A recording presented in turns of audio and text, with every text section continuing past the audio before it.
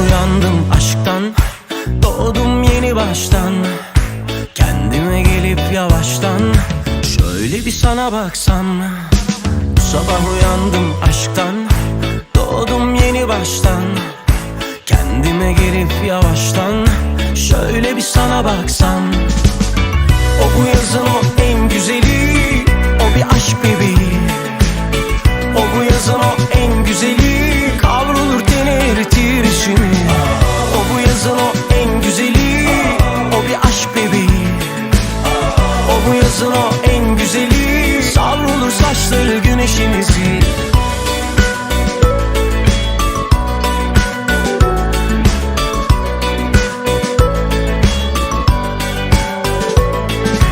Koşsan koşsan gelsen, bu yazın en güzeli.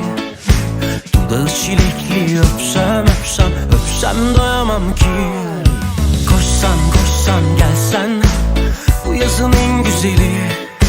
Dudağı çilekli, öpsem öpsem öpsem doyamam ki. O bu yazın o en güzeli, o bir aşk bebeği.